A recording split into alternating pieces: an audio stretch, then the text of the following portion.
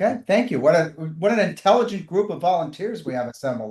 I'll say that. It's impressive. And I'm sure you'll be able to add a lot to the classrooms and helping with the teachers.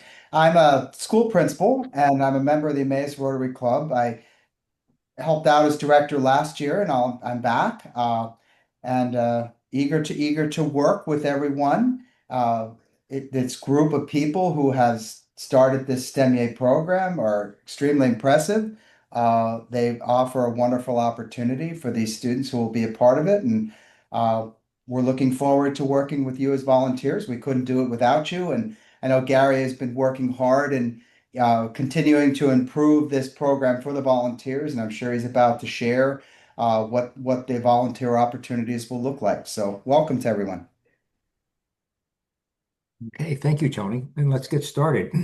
So what I'd like to do is talk about the three primary roles, which are the overnight hall monitors, the group leaders, and the classroom support activities. So in terms of the overnight hall monitors, we have three shifts overnight. They are 8, 8 p.m. until 11 p.m., 11 p.m. until 3 a.m., and 3 a.m. until 8 a.m. So it starts at 8 in the evening, goes to 11 p.m., then 11 p.m. to 3 a.m., and 3 a.m. to 8 a.m. As you can tell, I'm a poor typist if you're looking at what I just sent out to you. So those are the three overnight Sessions, yeah. sessions, yeah, spans of time. What we're going to do is I'll be looking for folks in all three of those, and we have women's level, female level, and a male level in terms of our domicile. So we'll be looking for some for women to handle the women's side and for men to be monitors on the men's side, as well as someone to be a monitor in the general entrance area, which is kind of the only way to get in or get out of the dorm itself. So I should say that we're in a new dorm this year. We're in the University Place dorm, which is an air-conditioned dorm.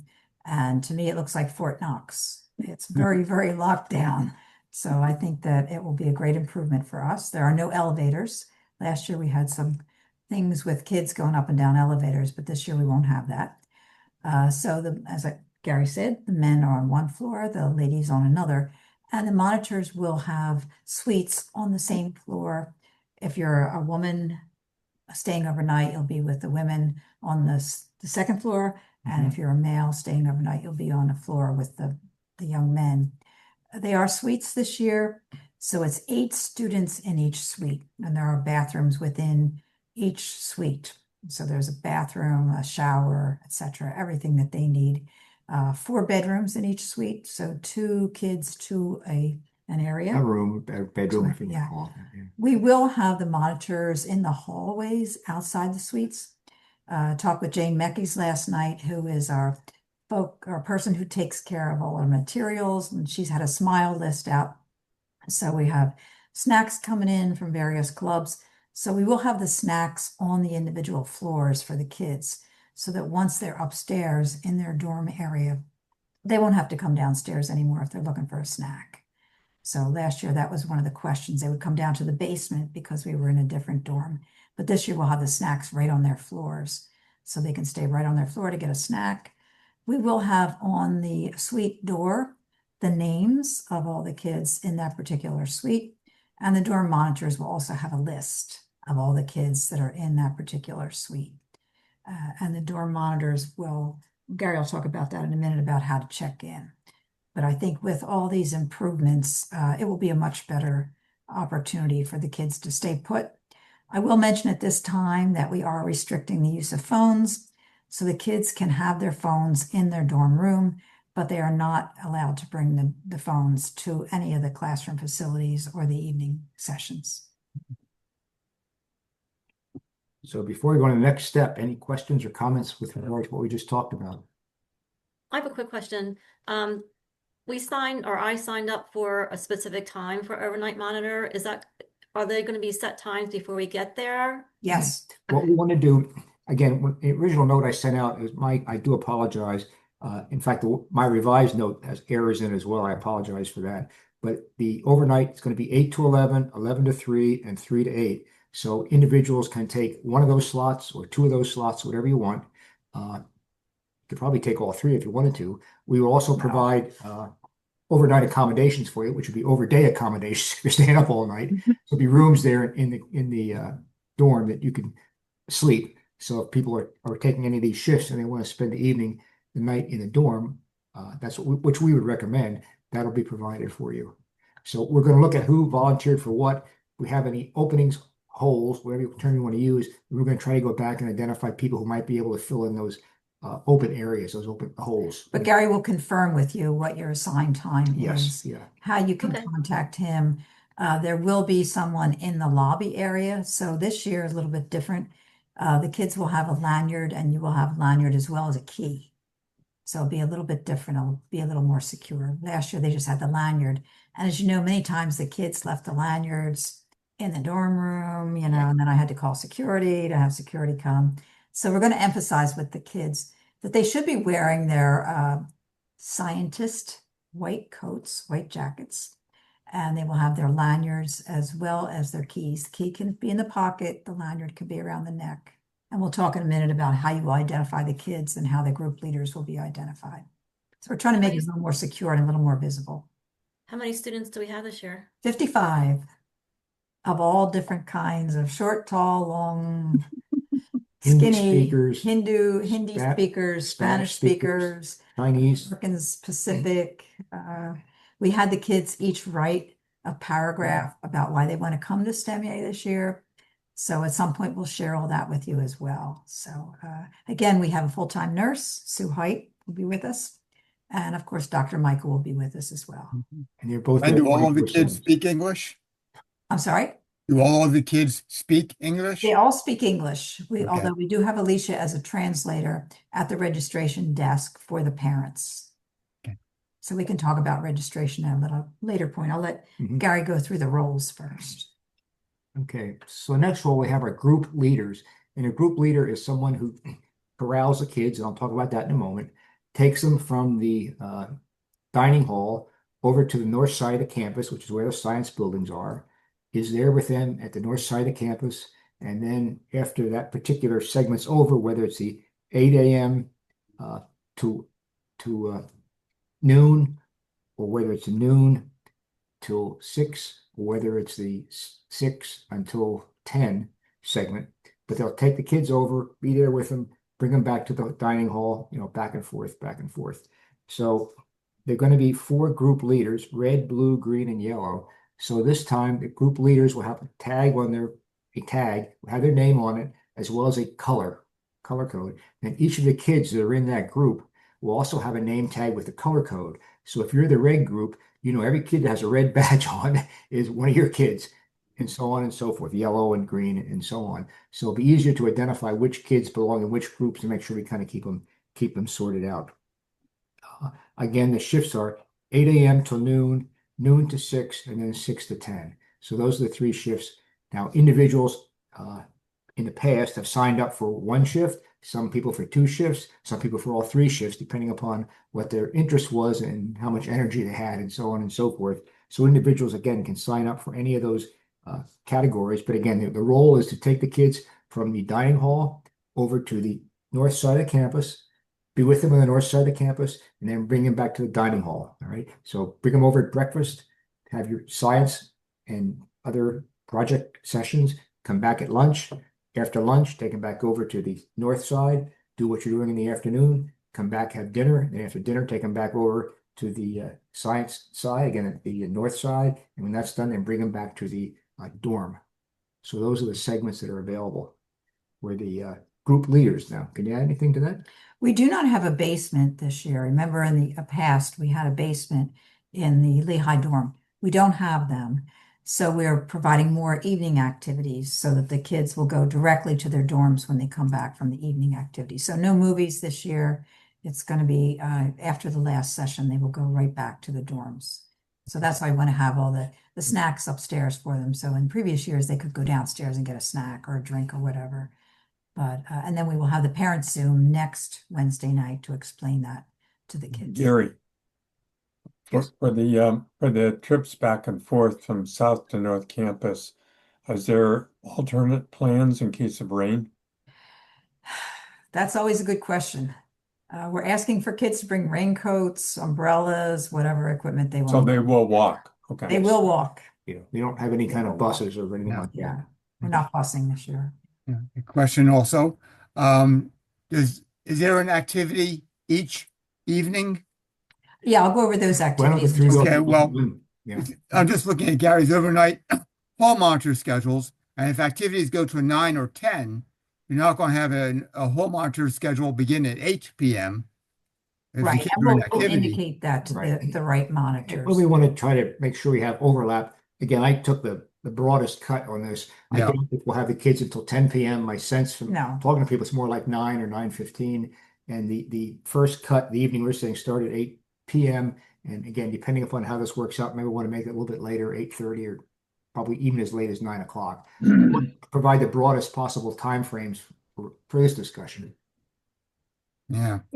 Gary, can you go over those times again? I know Mike's he's not at the meeting tonight, but he's going to ask me what the morning shift is because he usually takes that one. Okay, so the morning shift will start at 8 a.m. I thought that's what you said. Wasn't it usually 7:30 or 7? We get them up at 7, so the overnight people stay with them until about 8 o'clock. So they will Okay, get 8 dressed to for what? school. 8 to noon. All right. What That's time what is I need. breakfast? Breakfast is 8 to 9. Okay.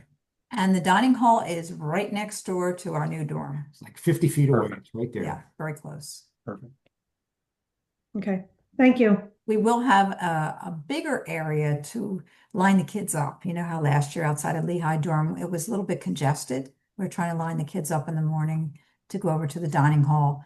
But with the new facility, we have, it's Fort Knox. I mean, it's a huge 4-building facility with a grassy area in the middle with overhead canopies. So we'll have plenty of room to line up the red group, the yellow group, the green group, the blue group, and then take them over as all 12 or 13 kids are there for that particular group. Yeah, you walk into, there's an entrance area, and there'll be somebody staying up all night in the entrance area. Once you go through the entrance area, you get into the It's a courtyard. courtyard. It's a Yeah. courtyard, and there are buildings on all 4 sides. It's actually one continuous building. It's not 4 separate buildings that encloses that courtyard area. So once you're in there, the only way out is back out through where you came in. There's no other way to get in and out of that building except if you jump out a window or something. But I mean, you got to go back out through that entrance. So while I have somebody there, there's no one who can get out of there without going past someone who's going to be manning the entrance door. That lobby door. Lobby door, but above and beyond it, going to have the hall monitors on each floor, also monitoring the halls to make sure nobody's wandering around inappropriately, for want of a better term. Do you know the building number on the map the campus map you sent out? 43. 43, Okay. yeah. Perfect. If Thank you you. go, remember where we used to park near the water tower? Yes. It's farther down. Past the water Keep tower, going past the Yeah. water tower. and you get to the parking lot in the bottom, the farthest parking lot you can get to, and that is a building that's closest to that parking lot. The parking lot is C3, and it's very, very close to the dorm. So we'll have a lot of opportunity for when we bring over the habitats. It'll be a lot easier to bring the habitats over to the dining area. Now, when the kids check in the first day, this area also has 2 large iron gates. Those iron gates will be open so people, parents, can bring the kids in and they can bring their luggage in through the gates without having to go through the check-in, the area, lobby the door. lobby area, Yeah. which is smaller access. So that'll let them get the stuff in kind of in bulk, for want of a better term. But once that's done, those iron gates will be closed and they'll be kept shut until Till checkout. checkout. Yeah. Till checkout. On which side is the entrance to the dorm? North, south, east, west? It's toward the water tower. Oh, toward the water Toward the tower? water tower, yeah. So we're north, probably? I do have the map in front of you. I do. Okay, so you see the water tower there? If I'm looking I at the do. map, okay. Yeah. And then on the other hand, you see the dining area? Yeah, it's Okay, behind. So the entrance is kind of right between those two. So if you take the water tower, you take the dining area, you drew a line between the two, and you went to the middle of that line. Okay. Yeah. I don't know what, I don't have that thing, I don't have the map in front of me. Yeah, I don't know if it's north, south, east, or west, Yeah. but Well, it's that'd be on the north side, it Yes. seems like. Okay. pretty visible. It faces the rest of the campus? Faces toward the north side. Yeah. Yeah. Yeah. which is the campus. It's not facing away Yeah. from the campus. Okay. Yep. Gotcha. Okay. And that'll be the same for checkout. When the parents come to pick up the kids, it'll be really easy.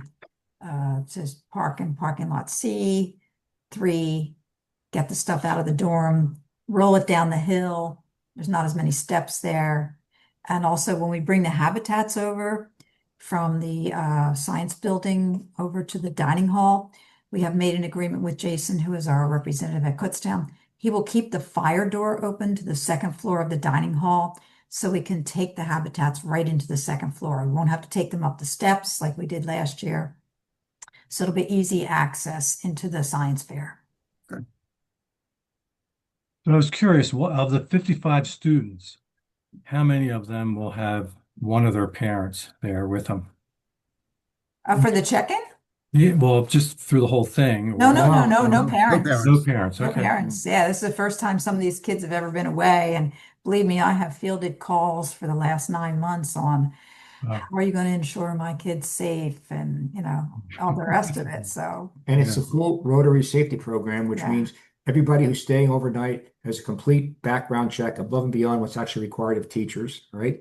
When you have Rotary volunteers helping to support the classrooms, if a child wants to go to the bathroom, wherever they're going to go, 2 Rotarians are going with them to the well, bathroom. one, at least At one. least one, normally 2, to the bathroom and back again, so they can't kind of wander off. So we never want to have a situation where the child's like alone with an adult, Yeah, unless. yeah. So the typical setup is, 14 kids to a teacher, an intern, which will help. The intern helps the teacher set up and close up, and then 2 Rotarians who take the kids to the bathroom, take the kids to the nurse, take the kids if mom calls, whatever. So the teachers don't have to be worried about that kind of activity. They can stay focused on what they're doing with the kids. Yeah, the Interact students. The Interact students are Helping- volunteers. Helping to, yes. Yeah, they're acting as interns. So we have 4 kids from Camp Nottig who just signed up on Monday. They just attended Camp Nottig and they want to come over and help with STEM YEA. So those will also act as workers with the teachers. So, and Gary will talk in a minute about the role of the volunteers with Right. regard to the classes. Oh, by the way, I'll mention it now. Over the next day or so, 2 days at the worst, with luck tomorrow, I want to get back to each individual and identify, here's the time slots I believe you have signed up for, and/or here are the time slots we would like you to help us cover. And you can get back to us to say, yes, I can do that. No, I can't do that. So I want everyone to understand kind of going in what their role is going to be and what time slots we understand they're going to be available to support the effort. And if there's an error there or whatever, we can get it worked out now before we get to the event. And that also allows me to have the correct number of lanyards so that you can get your meals. If you're staying overnight, a lanyard plus a key. So it's really important that we have that stuff Right, right. on And, our spreadsheet. and again, for volunteers, if they're going to work, the evening shift there, the one ends up at 10 o'clock, and they're maybe going to work starting the next morning, and they want to stay in the dorms overnight, that's absolutely fine. But we need to know now, I guess by July 1st, Right. so 'cause we I- can arrange to have a dorm room available for you as an adult. And again, all meals are provided, breakfast, lunch, and dinner. Whenever you're on site there, food's picked up, no cost to you. So that's group leaders. Yes, let's go into classroom support. Oh, by the way, let me just jump for a minute to Sunday. Sunday, we'll have some folks who are going to be supporting the kids between what would normally be noon and I guess 6 p.m. And at 2 o'clock on Sunday, we're going to stop. They will have done everything they're going to do. Then those individuals will escort the kids back to the dorms so they can connect with their parents, get their clothing, blah, blah, blah, do all other things they need to do. But some of those folks, you have the people who are the group leaders, but volunteers who are not group leaders, would like to have you help us move the projects that they've made from the science building on the north side over to the dining hall on the south side. Now, we're not really going to have the event in the dining hall. There's some large meeting rooms, what would you call ballrooms, whatever, adjacent to the cafeteria, for want of a better term. And that's where we're going to have our celebratory dinner. We'll need some help bringing those things over from that area. There'll be about 15 of them to the dining hall area. And we have easy access to the dining hall per Gwen's comments about being able to get the cars right up to the dining hall. So we'll have a couple people to help with that for a few hours. probably an hour at most, and set up the science fair, which will be right before the dinner, the celebratory dinner itself, as well as set up those particular presentations that'll be for them, the special ones. We haven't talked about that. Well, we haven't, but set up the 4 special ones that you'll hear about in a few minutes, right? Okay, classroom support. So again, if those individuals or volunteers who are not going to be group leaders, they're not going to be the overnight folks, are going to be what I'm calling classroom support. Again, the same shifts, 8 in the morning to noon, noon to 6 p.m., and then 6 p.m. to 10 p.m. In the classrooms, as you would imagine, the teachers will lead the activities. And again, the role of the classroom support is to engage the students, escort them to and from, help escort them to and from the dining hall, also escort them to the restrooms or the nurse or any of those kind of things if they needed, and engage the students while you're there. Again, as you see students are struggling or whatever, you can go over, talk with them, ask them what they're thinking, how they're doing, if you can be helpful.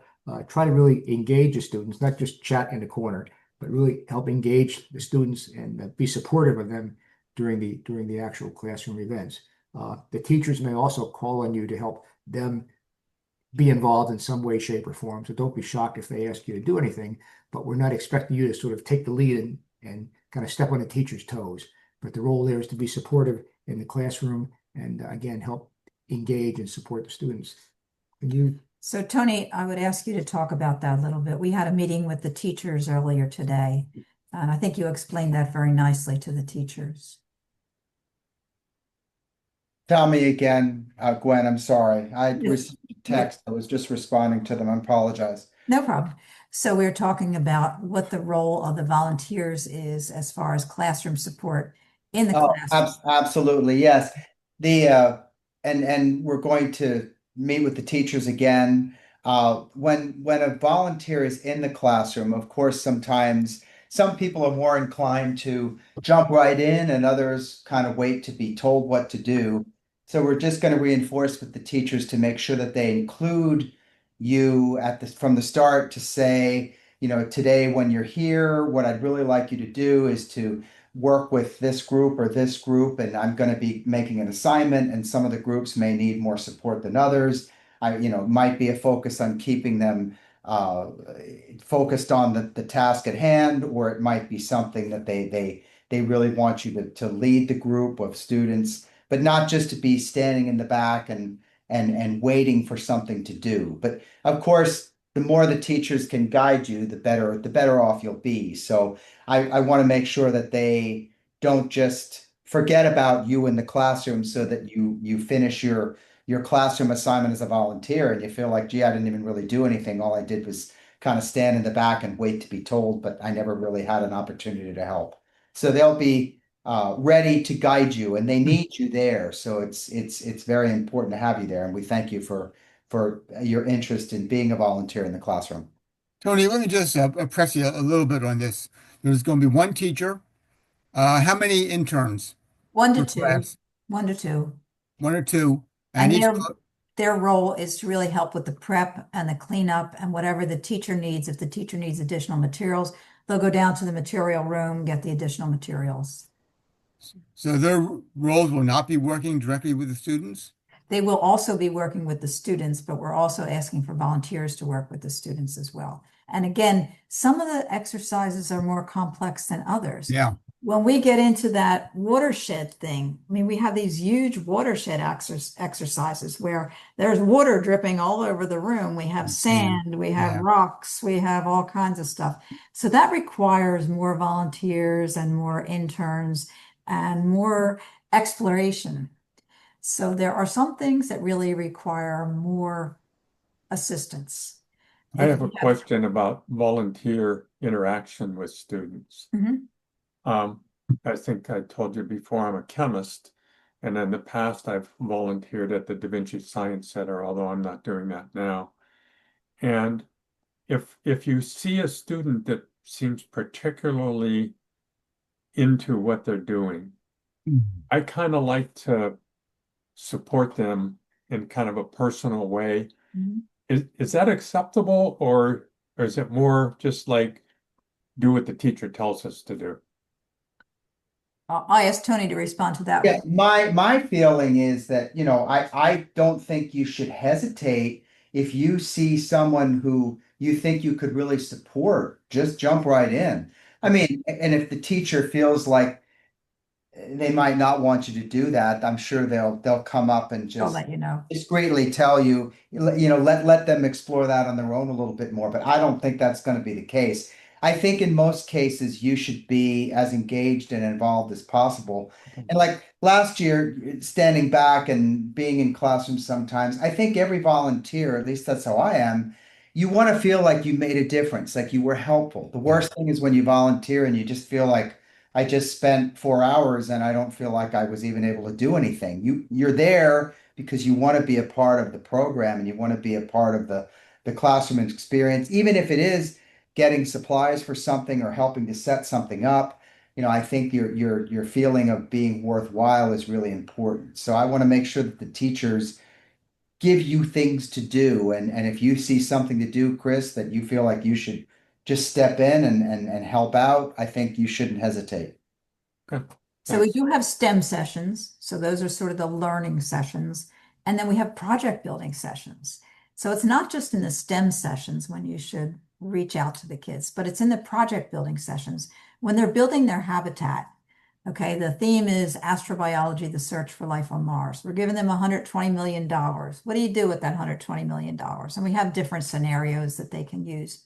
So what about germs? What about communication? What do you need in your habitat? So those are some of the questions to pose to the kids. Think about the Rotary areas of focus.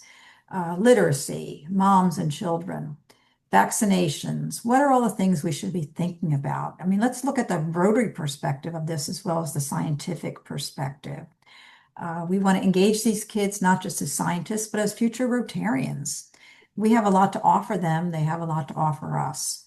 So let's try to think of this in a very big fashion. We want to grow this organically as well. And I don't think teachers will object to any of that, especially when they have a lot of equipment. We're doing the iron filings, they've got hot lamps. They need a lot of help during these exercises. The exercises are very, very interactive. We have golf balls we're throwing from chairs. Kids are standing on chairs throwing golf balls to make craters, dropping golf balls to make craters.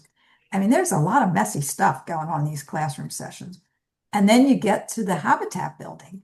Okay, we have tons of toilet paper rolls, tons of plastic, tons of cardboard. So how are you building your habitat? Thinking about, I mean, last year I looked at some of the habitats. We had some of the girl teams who were having hairdressing salons in their habitat. We had all kinds of crazy stuff, but it's okay. It's what the kids are thinking. We had the boys with their towers of stuff that were shooting things. I mean, there's all different things that the kids are thinking about. So just encourage them.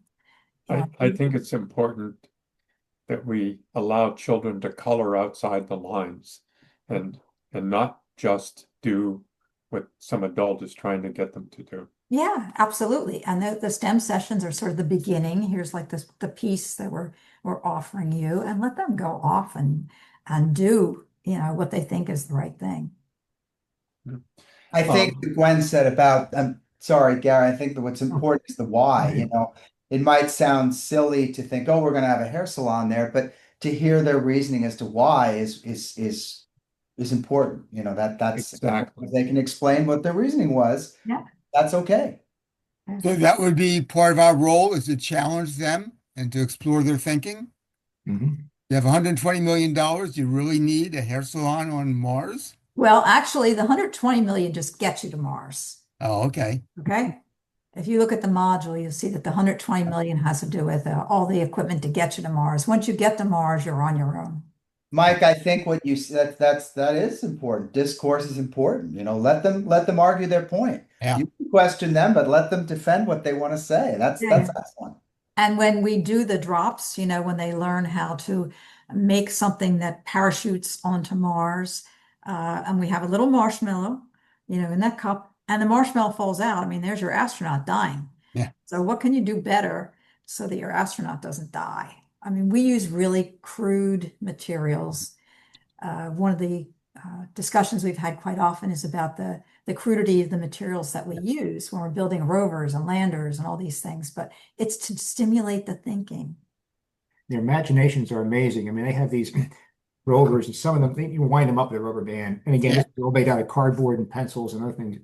And the things, they're trying to race one another. And the thing wouldn't accelerate that much because the wheels were cardboard, right? Piece of cardboard, that's the wheel going around. Well, some of the kids said, hey, let's take a rubber band and put it around the wheel so the thing gets traction on the, Yeah. right? And it did. It got like 4 times as much traction with a rubber band wrapped around that wheel as it would be with just a piece of cardboard going around. Yeah.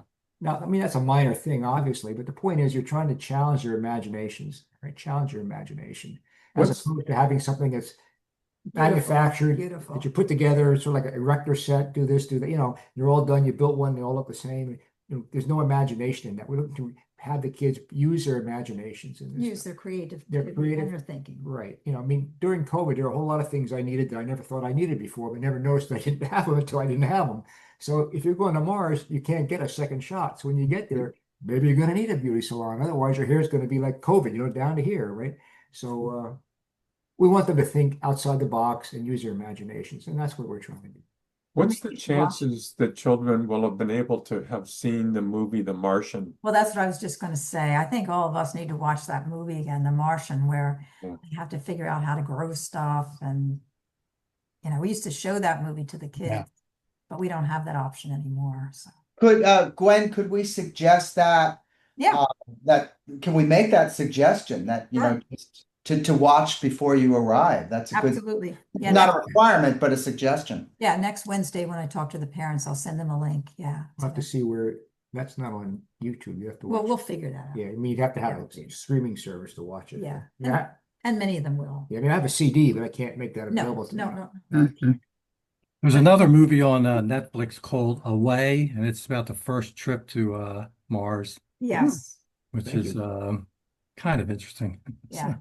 And we want to consider the Rotary areas of focus, literacy, moms, health, all the things, environment, all the things that we talk about in Rotary too. And each of those is involved in each of the modules. So those are the other things that are right in there in the teacher's manuals. Mhm. So did that answer your question, Chris? It did, thank you. Yeah. Okay, celebratory dinner set up. Darlene's a contact on that. So if you have any questions, whatever, talk with Darlene with regard to the celebratory dinner setup. Now, that is not the science fair. The science fair we're going to be handling ourselves with the folks and volunteers, and that's going to be set up between 2 and 4, probably between 2 and 3. But the celebratory dinner setup is Darlene's bailiwick. And I think you have your volunteers, right, Darlene? I do. Yeah, so she's all set. And if you haven't heard about the celebratory dinner, Darlene will be sending out a link for you to register. We typically have about 250 people at that dinner. It's in the dining hall building, but it's in another area. The science fair will be in the back of that particular venue. And the science fair this year is dedicated to Al Engel. So you may know that Al passed last October. His granddaughter, Clara, will be attending STEMIA this year. Awesome. With regard to the overnight monitors, as I say, that shift starts at 8 p.m. And I'm asking that the 8 p.m. people contact me when they get there. Text is fine, so I know they're there. And then each of the ongoing shifts, the 11 o'clock shifts, it takes over from the 8 o'clock shift, will obviously have a handoff in the building itself. And similarly with the 3 a.m. shift, they'll have a handoff as well, so that we have continuous coverage and we know someone's there. And that should be pretty much it. Yeah, and Sue Height, who's our nurse, will be there 24/7. I'll be there. Gary will be there. So if there's any question, you can always text any of us. Right. I have a question. This Yeah. is Melanie. Is it possible to have more than one volunteer role? Like if I would make it up, 11 to 3 a.m. overnight, could I do anything? Could I volunteer in the classroom? Or even if I do, could I just go to the classroom as an observer and Yes. watch? Or do you just fill one role? No, you No, can do as no. many roles as you want. Just let me know so I have a lanyard on you, because I have to be responsible for everybody who's on the campus. I mean, we've had folks that say, hey, I'm going to start at 8 a.m. I'm going to go through the whole day and I'm going to do the overnight monitoring till 3 a.m. or some such thing. So, you can do as much as much as you want. You don't have to take those individual slices. Those are the smallest slices that we want people to take, but you can take as many of those slices as you want, as you're up for. And again, overnight accommodations so that you can recover from the day before are available to you, and then you can restart the next day at whatever time you'd like to restart if you want to do a second day. Yeah, just so that I know that you're on campus. That's the important part. I need to make sure that you're safe and that our students are safe. That's my only requirement. Okay, yeah, no, I'm assuming. Okay, I'll just email you guys later.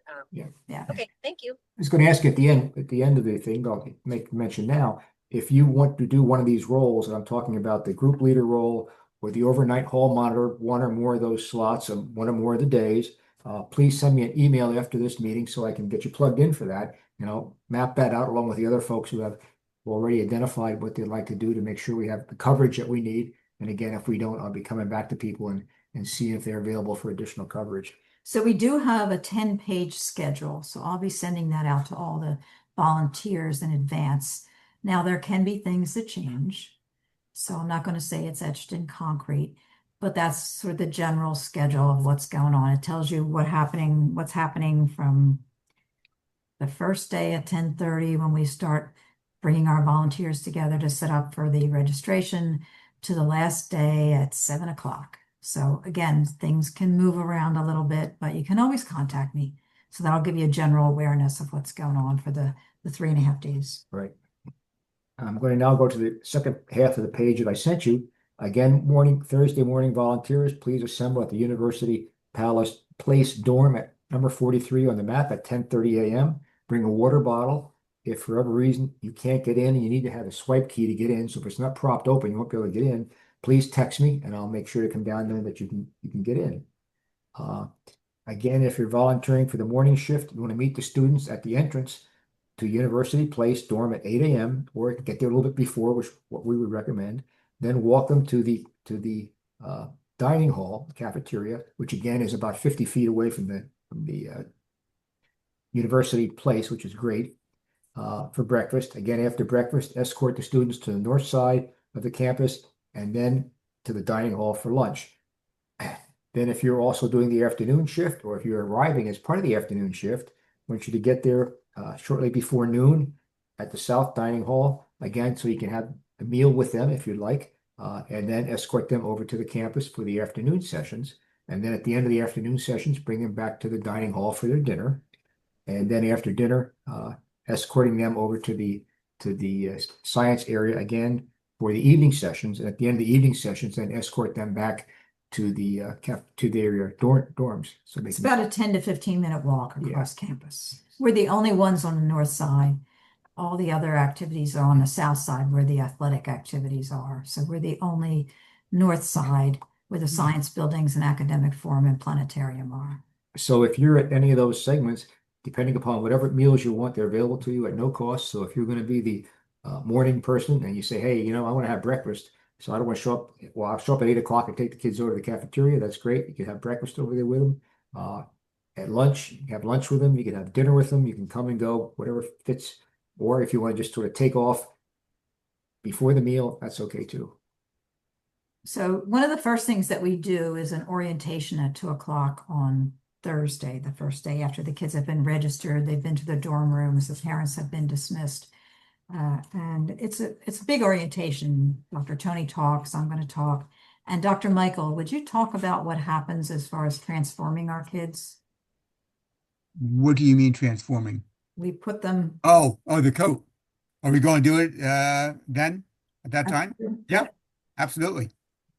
Sure. Yep. Turn them into scientists. So at that session, after we tell them what's coming up and Dr. Tony gives them the expectations. And by the way, every time they're registered, I send them 2 documents. One is our expectations of them, and one is the welcome letter, giving them all the discrete information that they need. But at that first orientation, we transform them from students into scientists. That's right. Dr. Michael does that ceremony with them. You'll see behind Chris Hornum in the picture of the kids in their white lab coats. We will be asking them to wear their white lab coats along with their lanyards, the keys, the name tag, and we're going to be providing a variety of pins this year. Teachers will be providing pins. We will be providing pins during different activities. They're rotary pins, they're regular kids pins. We'll be asking the kids to share the pins, swap the pins, etc. So similar to what we do with our Camp Nottig and some of our youth exchange programs. Mhm. I'm going to ask the kids to share, talk about why they're sharing their pins, etc. Again, to start them communicating with each other. The kids have to earn the pins? In some cases, they do. Okay. Ones they get from the teachers, they have to earn. All right. And the teachers also have something that I call caught being good. So when they do something extraordinary in the STEM sessions or in the project building sessions, they will be getting a little card that says you were caught, and it's all astronaut based. So they will have those things. But You want to talk about the four projects that are going to be displayed up front? do you have anything else? No, go ahead. Okay. A celebration dinner is a really wonderful opportunity for us to celebrate the kids and all the work that they've done. So in this huge venue where we have the dinner, we seat about 250 people. In the back, we have tables with all of the habitats that the kids have developed, and they've been brought over by volunteers from the science Let me building. pause you for a moment. How big will they be? 2 feet 2 by by 3 3. feet. So we have Okay. 2 feet by 3 feet pieces of masonite, and they're going to put a piece of cardboard on top of the masonite, and then their actual buildings and whatever structures they create and build will be on top of the cardboard. But the 2 feet by 3 foot piece of masonite will be the piece that will be able to carry their projects back and forth from the science building over to the dining hall, the celebratory dinner, and back and forth. So that's the size of each one. It'll probably be 12 to 15 of these when we're finished. So there's 9 tables in the back where these habitats will be displayed. Each of the kids' teams will be responsible for talking about what they did. So that'll be from 4 to 5. What's their thinking, why they do it this way. We've asked the teachers to pick out 4 exemplary habitats, and Dr. Tony's working on the rubric for that. So those 4 will be displayed in the front where we have risers and where there will be speeches. So again, this is at the celebratory dinner. Each of those teams will have 4 minutes to talk about their habitat and their thinking behind the development of that habitat. So this is a way to get our kids from just developing things to communicating more about their thinking and what they did. And they will have time, reflection time, in order to come up with those little speeches. So the celebratory dinner has not only food and not only has these speeches, it has a representative from the Kutztown University Foundation talking about scholarships. Dr. Tony's going to be presenting each student with a certificate. We'll be taking their picture and we'll be providing those pictures. Actually, Chris will be taking the picture. We'll be providing those back to the individual clubs, and the clubs use them for social media purposes. We do not disclose the names of the students.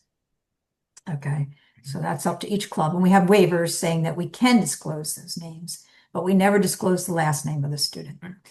And to a point, as we mentioned earlier, Dr. Michael will talk about what it means to be a scientist and get your lab coat. Then they take the kids out in front of the science building and take a picture. You see the picture behind Chris's head there of the kids. Then at that point, he will give me an electronic copy of that picture. Yeah, here it is. We'll send that off. We're going to have 60 copies of that, actually 70 copies of that made. It'll be 8 by 10, so that when each kid gets their certificate of completion, they'll also get an envelope that will contain the 8 by 10 photo of the kids, as you see there in Chris's Nice. If I talk for a second, it'll get bigger. There you go. Yeah. So they'll each get a copy of that, in addition to getting the certificate, in addition to Chris taking a picture of them, shaking Tony's hands, or Tony shaking their hands, giving them a certificate, which will then be made available to them electronically on the internet. Gary, speaking of pictures, this popped into my mind earlier. During registration in the past, you've done mug shots. Will you be doing the same thing this year? Yes. We will. Now, those don't normally get distributed. We just Yeah, keep we those. keep them in case there's any opportunity that we need a picture of a student in case somebody's ill or Yeah, whatever. So as they check in, you'll come over, write your name on the chartboard there, and then get a picture taken. So we'll have a list of names, a list of pictures. So they'll say, hey, we can't find Joe Blow. What's he look like? Well, here's Joe Blow's Yeah. picture. So So we'll be doing that again. registration consists of KU registering the kids and we registering the kids. They pick up their backpack. The backpack has luggage tags for their other things, and they get a picture with Gary. They have a yellow green sheet that tells the parents exactly what to do next, what all the restrictions are. So they go up to the dorm room, get settled in, then they come down at 2 o'clock with their STEMIA shirts on, and then we proceed to the orientation. So I think the last thing I want to say before I turn this over to Gwen for some last comments, again, if you'd like to be an overnight monitor for one or more days and for one or more of those shifts, please send me an email after this meeting to tell me which shifts and which days you'd like to be an overnight monitor. Similarly, if you'd like to be a group leader, please let me know which days you would like to be a group leader, and we'll dial you into that as well. Go ahead. We do have, as I said, some new things this year, the campus tours. So we're bringing the kids' parents back earlier. We normally bring them back at 3:10. This year it's going to be 2:10, and there will be volunteers helping the kids clean up the rooms. So we need to clean up the rooms. We need to get the habitats over to the dining hall. And then the parents can go on the various tours. Next Wednesday night is the parents Zoom. So we'll find out how many parents want campus tours. The campus tours are 20 minutes. If you haven't been to Kutztown University recently, you are going to have a fantastic surprise. Kutztown has a brand new admission center. It's right on the corner. It's absolutely gorgeous. They're just putting in the landscaping as we speak. It's really brand new. Unbelievable. It's a unbelievably gorgeous building attached to the old president's home. It's to be used throughout the community for various purposes. So our parents can go there to start their tour. It's a 20-minute tour. It's a tour of the classrooms. It's not a tour of the dorms or the cafeteria or the dining hall. It's a tour of what is available from the academic perspective. We've also been meeting with Kutztown University's foundation to find out what scholarships can be awarded. Mm-hmm. And Dr. Mike, I'll ask you to talk about our other program. Yes, indeed. Yes, indeed. You want me to talk about it now? Yeah. Oh, I'm sorry. Okay. Yeah. So the thought occurred to me a couple of years ago that we're trying to focus on underserved kids. So we stimulate them to go to a STEM career. Well, they have to pay for college. So we did start a scholarship fund, and I'm sure some of you are aware of that. A lot of you have contributed. I'm going to individual Rotarians and non-Rotarians for contributions, not to Rotary clubs. And so far, we've raised over $21,000. I just got $100 in today, I'm happy to say. And we will be presenting this to the parents. They know nothing of this, and we'll do this at the celebration dinner. Let them know that the opportunity exists for kids who have financial need and show academic success in their high school STEM courses and are going into a STEM major in college. And our first class of 2022 will be the first ones eligible. That's right. They will be graduating in 2027. That will be the first award. Yeah.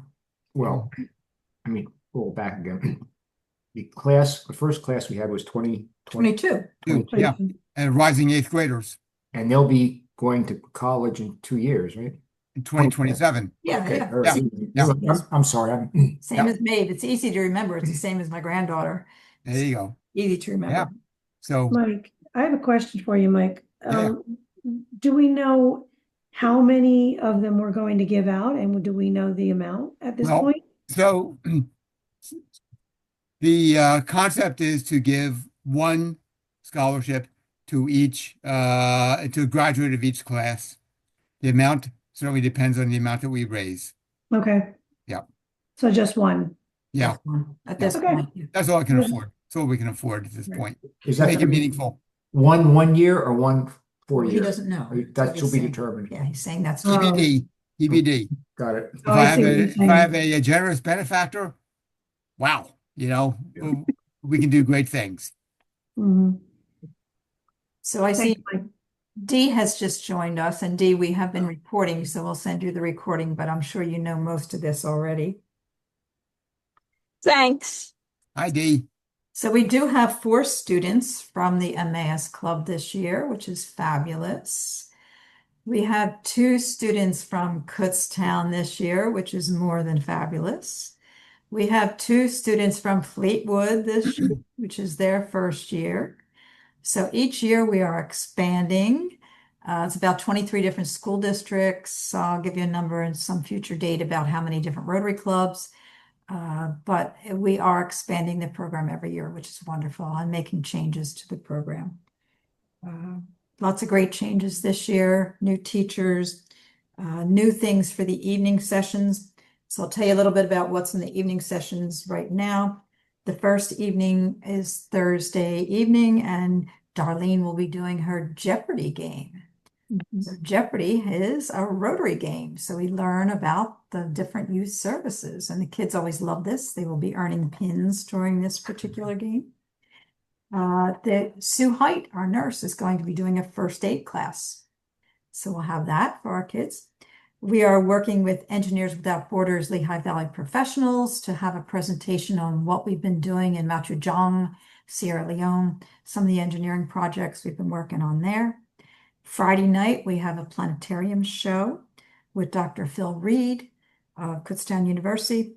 We have Mike McGuire from the Warminster Club. He runs what was at the Warminster Air Base, some of the things from the early astronauts. He's going to be bringing some samples of the astronaut equipment. Saturday night, we have two Kutztown professors, one showing us the electron microscopes that they have at Kutztown, and also the second one with a beginner's chemistry class. And then we have, again, the fabulous Darlene's Zoom session with, she has kids, adults, pets, everything that have been exchange students. So they zoom in from all parts of the world. So that's another wonderful opportunity. So each night these run a little bit longer or shorter. Some are over at 8:45, some are over at 9. So again, this is a tentative schedule of what we have planned, and we're still working through that. So if anybody has any other suggestions for evening type things we could do with the kids. We used to do movies. We are not doing that anymore. We're doing planned presentations where we can all be together. Okay. Questions? Gary, do you have access to the volunteer information that we sent to Mike Orban? Yes. Yes. Okay. Yeah. Yeah, Yeah, we actually- have that on the Google Sheets. Yeah, that actually comes, I mean, it goes to Google and I can access it as Mike can, but Mike's not really active in that at this point in time. I'm really Right. more on. Yeah, But we have all that. short answer is I yes. see. Yeah. Okay. So suggestions, comments, questions? Looking forward to Is it. the, Sounds great. I just have a question. Does the university provide security for the whole thing? And okay. Yes. They love having us there. We're the only non-athletic activity. Oh, So it's like a big feather in their cap. We have actually had lots of discussions with the former president, Hawkinson, and his wife. So we're hoping to get an audience with the new president at some point.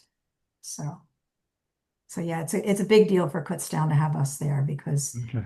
they don't have anything else like this, and they really offer us so much. They don't charge us anything for the use of the classrooms, the planetarium, nothing. We just pay for the dorm rooms and the food.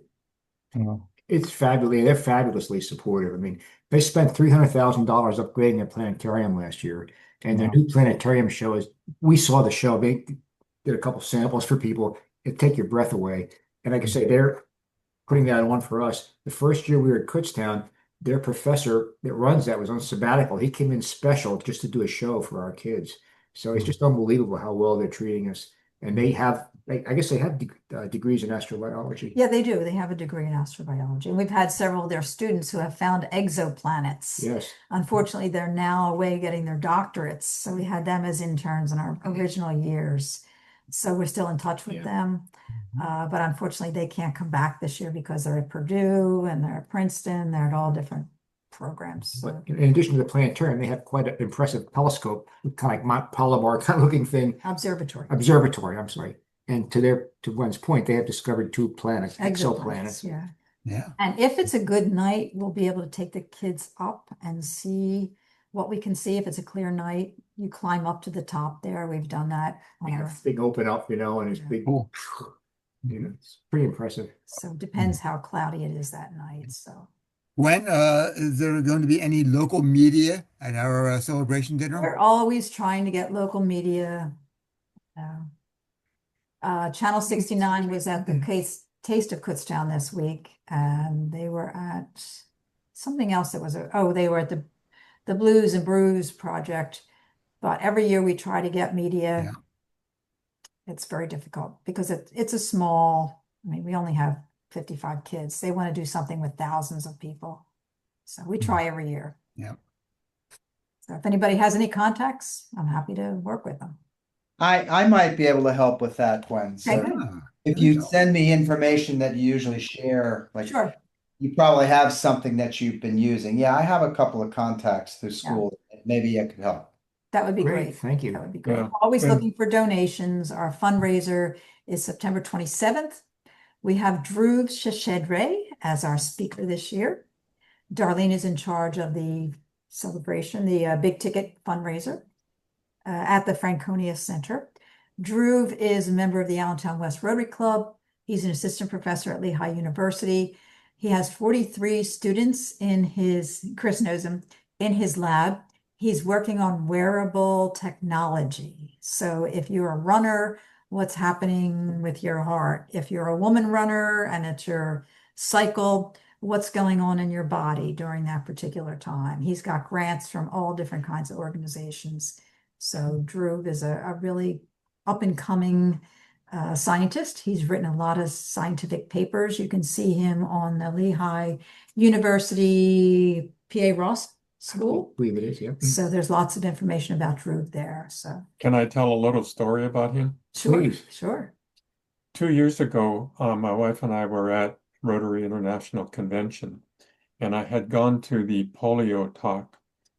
And as I was waiting up front to talk to somebody, a woman from California saw my badge and Mhm. she said, "Are you anywhere near Lehigh University?" And I said, "Yeah, that's just the town next door to us." And it turns out it was Drew's mom, Mhm. and we spent some time with her and her son when they first came to the Lehigh Valley. She was in Rotary. I think he had been in Rotary when he was in California in Yes. graduate school. And so it was just such a natural fit for everything that we're doing here. Mhm. He was a photo And Dhruv was in Rotoplast. If you know the Rotoplast. That was a connection. Okay. His mom was in charge of the visit to Philippines. Dhruv went as the quartermaster. His mom's a doctor. And Darlene was supposed to do a presentation for our club, the Allentown West Rotary Club, but she was stuck in Belize. So Dhruv came in and did the presentation. Wow. Cool. So it's meant to be. It's meant to be. So thank you all so much for being on tonight. Absolutely. Do you Just have- one more quick thing. I guess Gary or Gwen, I have some contacts that are really connected into the media. They're not in the media themselves, but they were senior professors at Kutztown, which is one of the best schools in the country for electronic media. And they might be connected in a way that would help. I'll talk to them. I could have talked to him this morning, but I didn't. We didn't have have next to. Wednesday.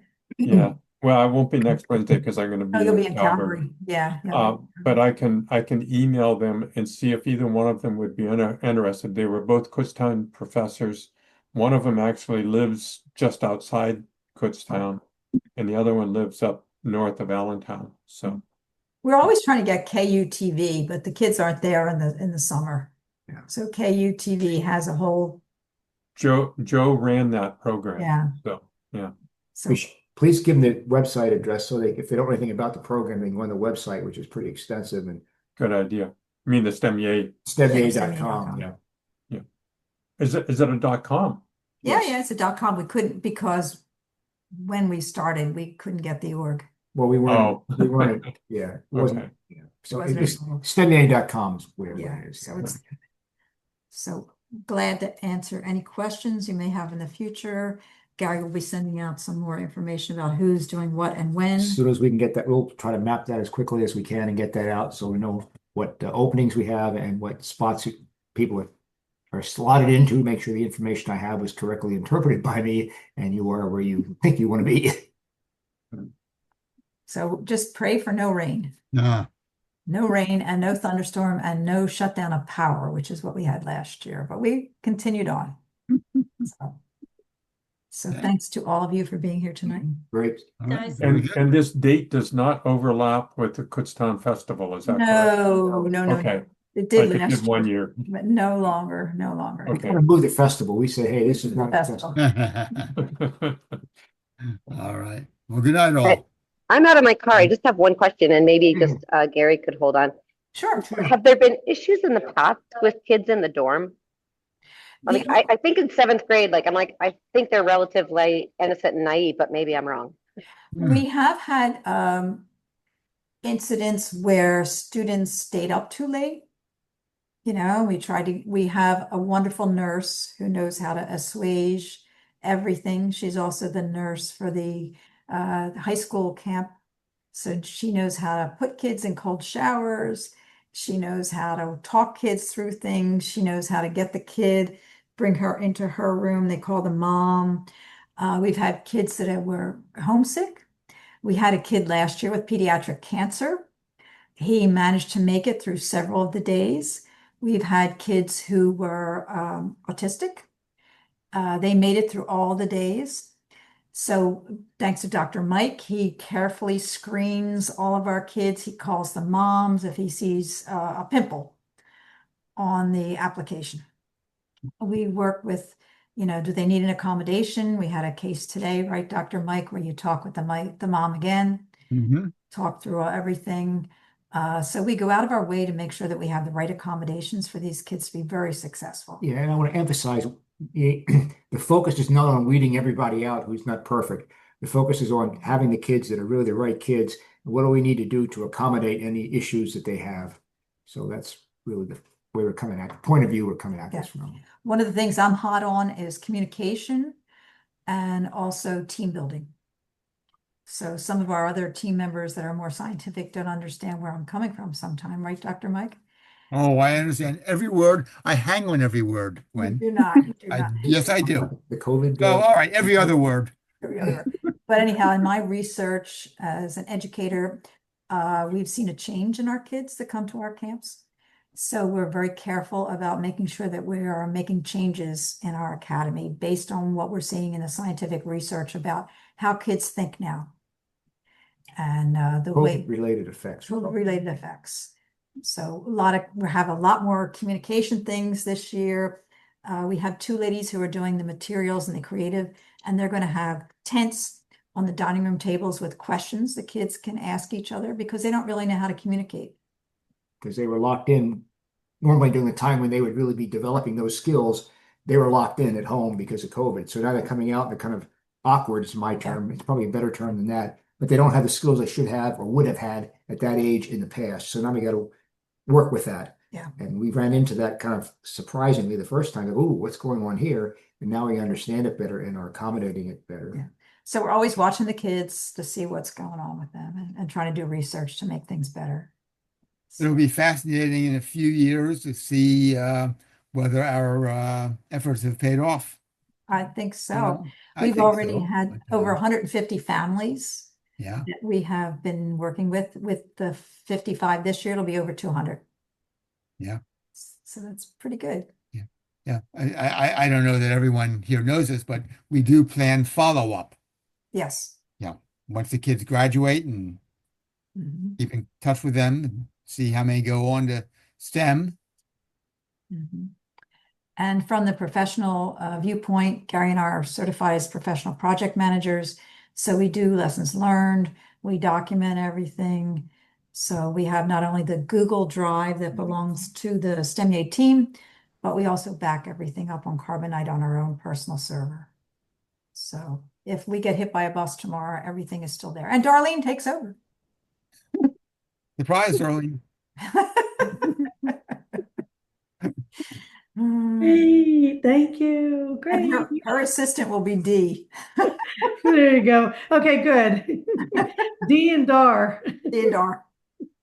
So again, Darlene is the Youth Services Director for the district. I'm the youth services director for our particular club. So we're very involved in those decisions that are made for our kids. Okay. Yeah. So we will see you all soon Yes. and have a good night.